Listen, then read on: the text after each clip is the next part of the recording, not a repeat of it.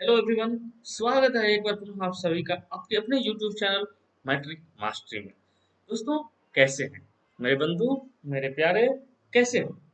I hope अच्छे होंगे, मस्त होंगे और पढ़ाई तो एकदम जबरदस्त करते होंगे। ठीक है, तो चलिए शुरुआत करते हैं आज के इस सेशन को, आज के इस आयाम को। और आज इस आयाम में हम बात करेंगे जो हमारा भौतिकी का बुक है, फिजिक्स का बुक है, भारतीय भवन पब्लिकेशन का, उसका पहला चैप्टर प्रकाश का परावर्तन का वस्तुनिष्ठ प्रश्न देखेंगे, ऑब्जेक्टिव प्रश्न देखेंगे।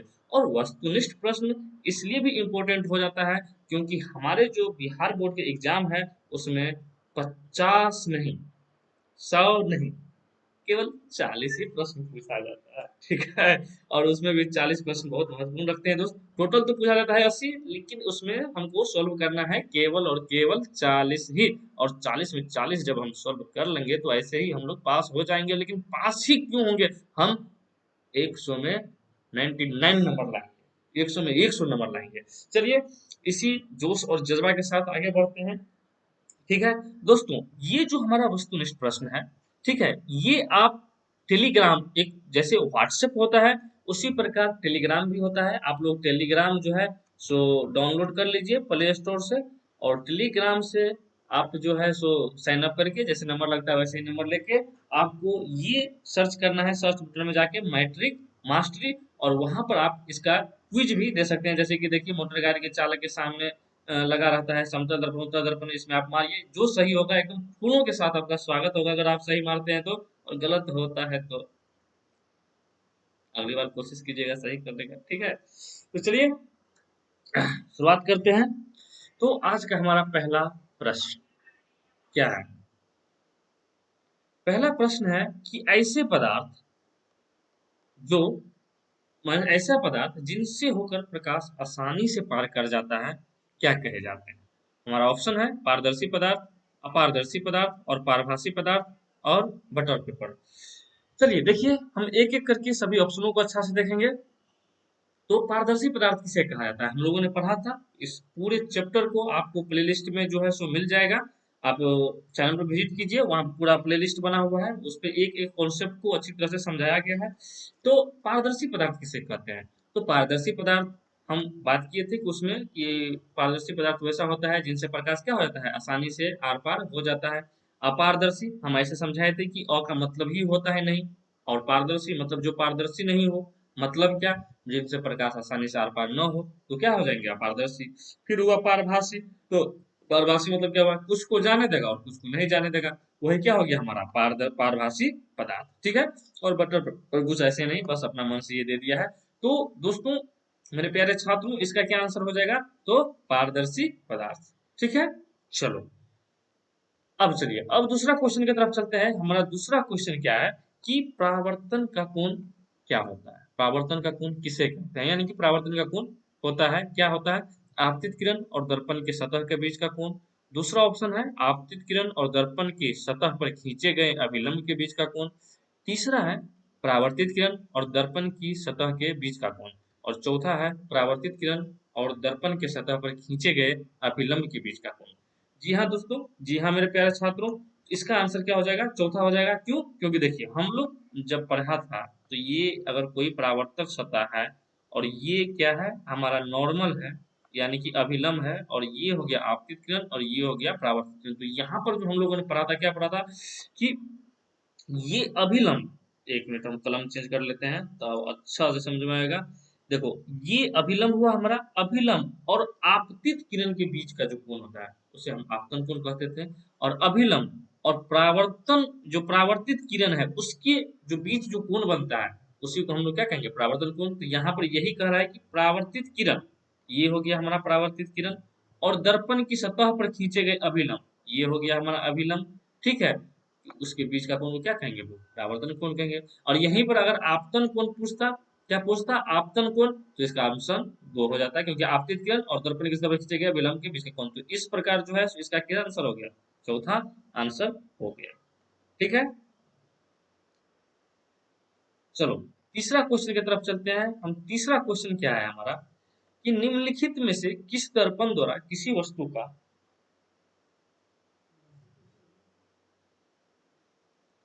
वास्तविक प्रतिबिंब मिल सकता है। ठीक है, निम्नलिखित में से किस दर्पण द्वारा किसी वस्तु का वास्तविक प्रतिबिंब बन सकता है।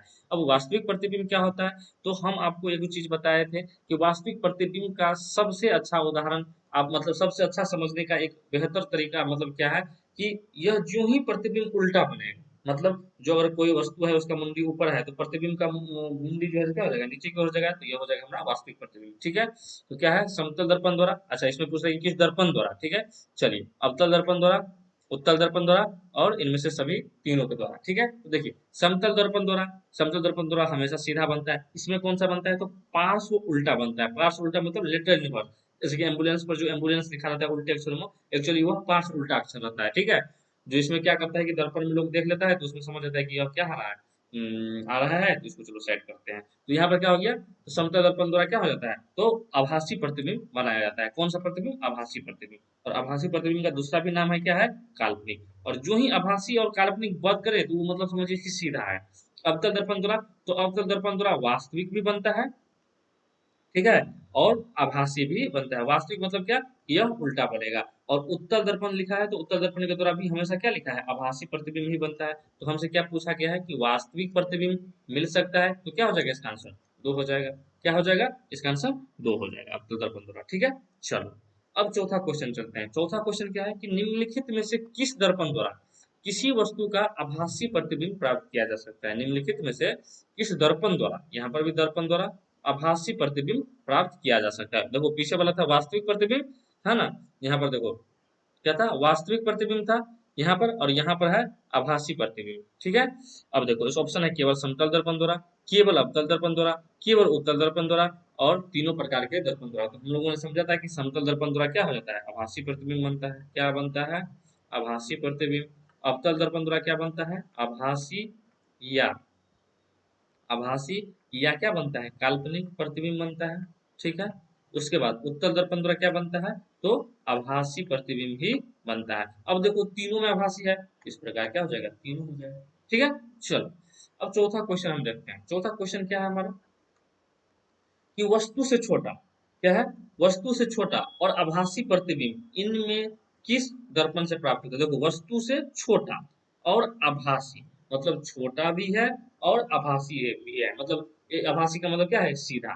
ठीक है, ऐसे देखो समतल दर्पण, तो समतल दर्पण में क्या विशेषता था कि आभासी तो उसमें होता है, आभासी तो उसमें प्रतिबिंब होगा, लेकिन इसमें क्या होता था, वस्तु के बराबर भी होता था, कि वस्तु की हाइट जितनी बड़ी होगी उतनी ही बड़ी क्या होगी, प्रतिबिंब की भी हाइट होगी। ठीक है, दूसरा है अवतल दर्पण के दौरान। तो अवतल दर्पण में जब बनता था आभासी प्रतिबिंब, अवतल दर्पण से दोनों बनता है, वास्तविक और आभासी दोनों। लेकिन जब आभासी प्रतिबिंब बनता था, जब जब आभासी प्रतिबिंब बनता था, तो वो क्या बनता था, वस्तु से बड़ा बनता था। क्या बनता था, वस्तु से बड़ा प्रतिबिंब बनता था। ठीक है, तो यह नहीं होगा। तो तीसरा क्या है, समतल और अवतल दोनों प्रकार के दर्पणों से, तो बिल्कुल नहीं, समतल और अवतल से नहीं मिलेगा। क्या हो जाएगा, उत्तल दर्पण से। तो उत्तल दर्पण से क्या होता है, वस्तु से छोटा भी बनता है, वस्तु से क्या होता है, छोटा बनता है, वस्तु से छोटा बनता है, और वस्तु से छोटा बनता है और क्या बनता है, तो आभासी। और आभासी का दूसरा नाम है काल्पनिक प्रतिबिंब। ठीक है दोस्तों, चलो अब चलते हैं 6 नंबर के क्वेश्चन की तरफ। छठा क्वेश्चन क्या है कि वस्तु से छोटा और आभासी प्रतिबिंब इनमें से किस दर्पण से प्राप्त होता है। शायद यही क्वेश्चन है, शायद वस्तु से छोटा और आभासी प्रतिबिंब निम्न में से किस दर्पण द्वारा, इसे हमको लग रहा है यही क्वेश्चन है, सेम समतल दर्पण, अवतल दर्पण, समतल दर्पण, यही क्वेश्चन है। ठीक है, चलो छठे क्वेश्चन की तरफ चलते हैं। छठा क्वेश्चन है हमारा कि निम्नलिखित में से किसके द्वारा एक बिंदु स्रोत से समांतर किरण पुंज मिल सकता है।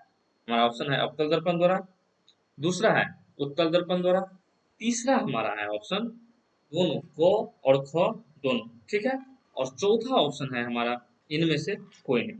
क्या है, इनमें से कोई नहीं। तो इसका आंसर हो जाएगा अवतल दर्पण। क्या हो जाएगा, अवतल दर्पण। क्योंकि अवतल दर्पण में जो है तो क्या करता है, तो समांतर किरण पुंज इसमें से मिल जाता है। ठीक है, जब फोकस से होकर गुजरती है, ठीक है, जब फोकस से होकर गुजरेगी ऐसे देखो ये रहता है, और जब फोकस से होकर गुजरती है यहाँ से क्या हो जाता है, समांतर किरण पुंज मिल जाता है। याद करो वो वाला जो हम बताए थे। ठीक है, चलो उसके बाद सातवां क्वेश्चन हमारा क्या है कि कहाँ पर स्थित होगा वस्तु का प्रतिबिंब जब अवतल दर्पण के फोकस पर बने। ठीक है, कहाँ पर स्थित होने से वस्तु का प्रतिबिंब जो है सो अवतल दर्पण के फोकस पर बनेगा। तो हम आपको बताएं कि ऐसे टोटल कितने कंडीशन होते हैं। तो 6 कंडीशन होता है जहाँ पर वस्तु को रखा जाता है, और प्रतिबिंब कहाँ पर बनेगा तो 6 जगह बनेगा। आप वो वाला वीडियो हम आई बटन में लगा देंगे, आप लोग जाके उसको अच्छी तरह से देख लीजिए। खैर इसका ऑप्शन देखते हैं, फोकस पर, वक्रता केंद्र पर, और उसके बाद क्या है ध्रुव पर, और क्या है अनंत पर। देखिए क्या बोलता है कि अवतल दर्पण के फोकस पर। तो जब फोकस पर बनता है, कहाँ पर बनता है, फोकस पर बनता है। तो फोकस पर जब वस्तु रहेगा तो कहाँ बनेगा बताओ। जब फोकस पर रहेगा तो वस्तु कहाँ बनेगा, जब फोकस पर रहेगा, ठीक है, तो वस्तु कहाँ बनेगा, अनंत पर। कहाँ बनेगा, अनंत पर।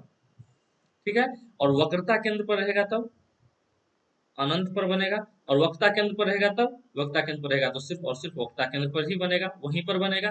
ठीक है, लेकिन ध्रुव पर रहेगा, ध्रुव पर रहेगा तो कहाँ बनेगा, ध्रुव पर ही बनेगा। कहाँ बनेगा, ध्रुव पर रहेगा तो ध्रुव पर ही बनेगा। लेकिन अनंत पर रहता है तो इसका प्रतिबिंब कहाँ बनता है, फोकस पर। कहाँ बनता है, फोकस पर। ठीक है, चलो अब एक क्वेश्चन और देखते हैं कि अवतल दर्पण की फोकस दूरी उसकी वक्रता त्रिज्या की। देखिए ये बहुत अच्छा क्वेश्चन है, ये वाला जो क्वेश्चन है तो बहुत अच्छा क्या है देखो, दुगुनी होती है, ओके, उसके बाद आधी होती है, हमारा ऑप्शन है आधी होती है, दुगुनी होती है, उसके बाद है चौथाई होती है, और बराबर होती है। देखो क्या बोलता है, अवतल दर्पण की फोकस दूरी वक्रता त्रिज्या की, वक्रता त्रिज्या की क्या होती है, एक बटा दो, यानी कि आधा गुना। क्या होती है, तो आधी होती है। अगर यहीं पर हमको यहाँ पर फोकस दूरी की जगह वक्रता त्रिज्या लिख देता, वक्रता त्रिज्या लिख देता, और वक्रता त्रिज्या की जगह फोकस रख देता, तब क्या हो जाता, तब ऐसे लिखते आर बराबर क्या होता फोकस का, तो 2 गुना। ठीक है, यह समझ में रखना है कि फोकस जो है सो वक्रता त्रिज्या की क्या होती है, तो आधी होती है। लेकिन वक्रता त्रिज्या जो है तो यहीं से निकालो ना, तो कितना हो जाएगा 2f, गुना कर लो, काम खत्म। ठीक है, चलो यहाँ से 2 क्वेश्चन बन सकता था। चलो अगला क्वेश्चन है कि एक अवतल दर्पण में वस्तु की स्थिति फोकस और ध्रुव के बीच हो, कहाँ हो, फोकस और ध्रुव के बीच हो, तो प्राप्त प्रतिबिंब क्या होगा। अब देखो हम आपको बता ही देते हैं कि पोल और फोकस के बीच, यहाँ पे ना फोकस और पोल के बीच हो, तो सबसे पहले जो प्रतिबिंब बनेगा वह कहाँ बनेगा, तो दर्पण के पीछे बनेगा। कहाँ बनेगा, दर्पण के पीछे। दूसरी बात बनेगा आभासी, आभासी मतलब काल्पनिक, और जो ही आभासी और काल्पनिक आएगी इसका मतलब समझना है कि यह क्या है, सीधा है, कोई दिक्कत। उसके बाद यह क्या होता है, बड़ा बनेगा, एकदम बड़ा बनेगा। क्या बनेगा, बड़ा बनेगा। ठीक है, तो वो ऑप्शन क्या क्या है, वास्तविक और बना, नहीं तो वास्तविक तो नहीं बनेगा, वास्तविक बनेगा नहीं बनेगा। ठीक, उसके बाद वास्तविक और छोटा, जब वास्तविक ही नहीं बनेगा तो बड़ा और छोटा का कोनो बातें नहीं है, तो यह हमारा ऑप्शन क्या हो गया, गलत हो गया।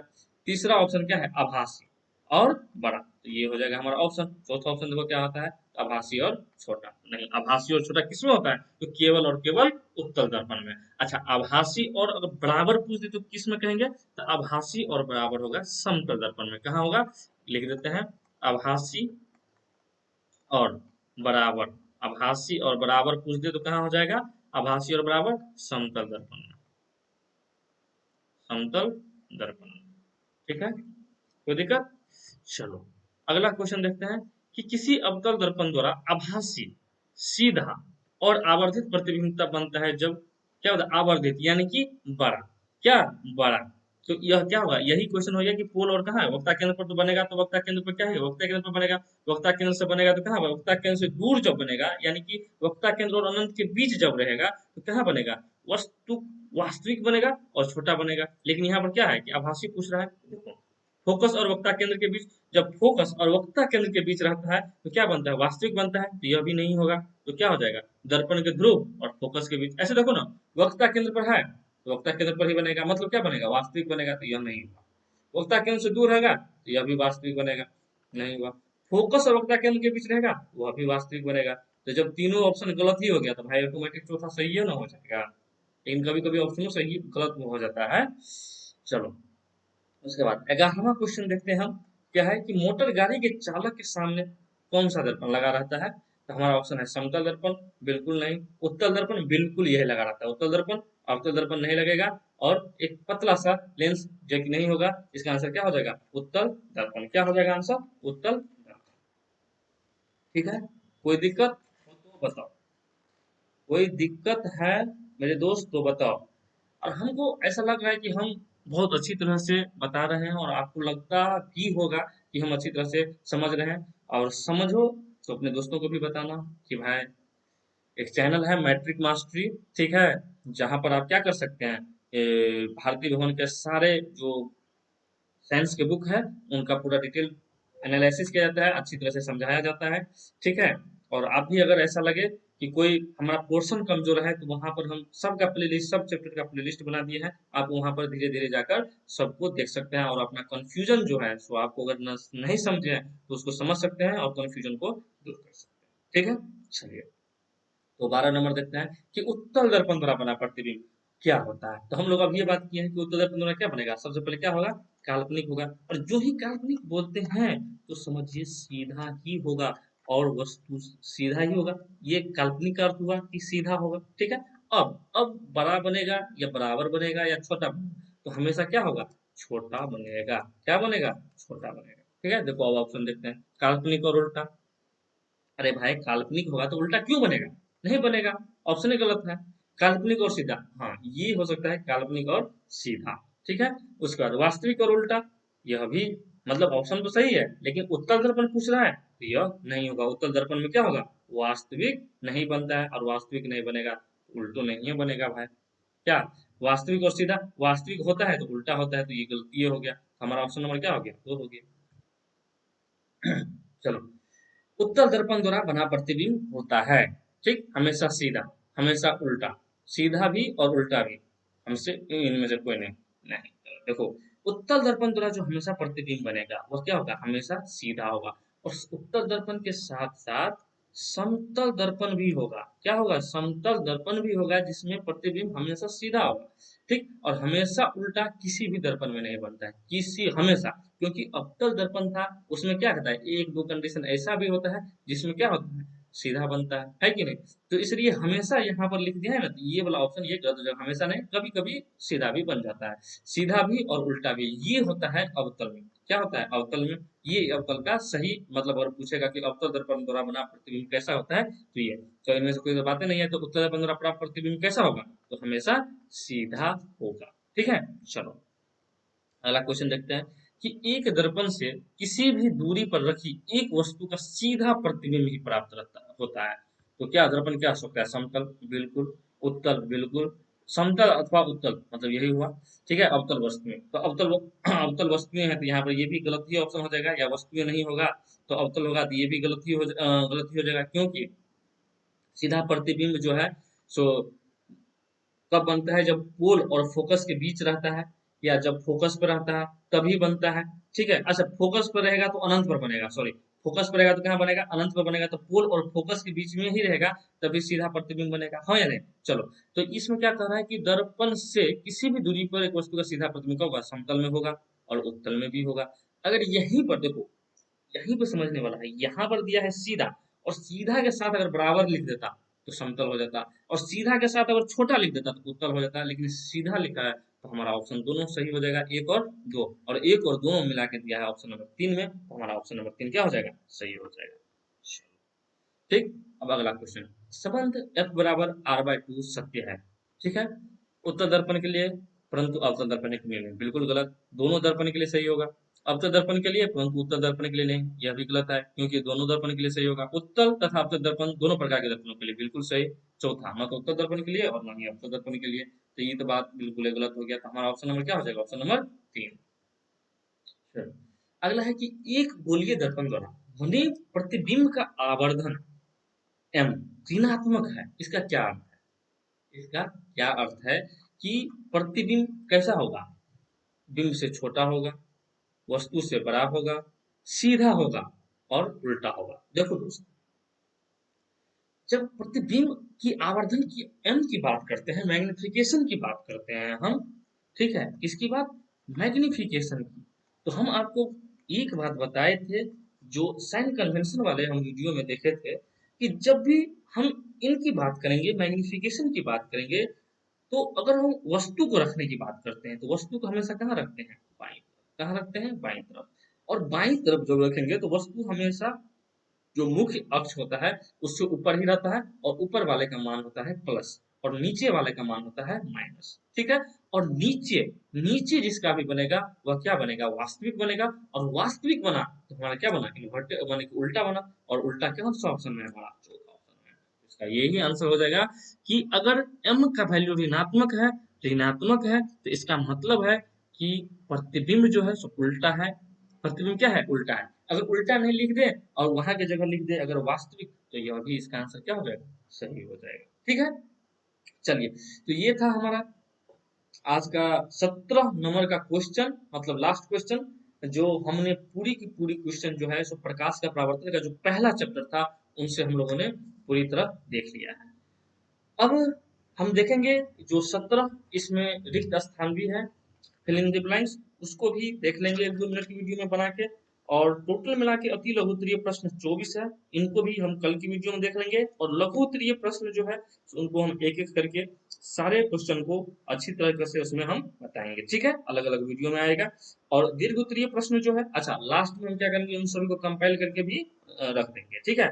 और दीर्घ उत्तरीय प्रश्न भी बनाएंगे, और जितने आंकिक प्रश्न है उन सभी प्रश्नों को भी देखेंगे। 10 आंकिक प्रश्न है टोटल, तो इन सभी को भी देख लेंगे। तो ये था हमारा।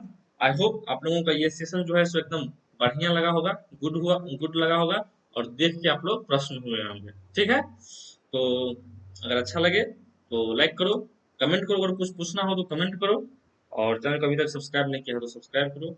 और मिलते हैं अगली नई वीडियो में एक नए उत्साह और उमंग के साथ। तब तक के लिए बाय बाय, टेक केयर।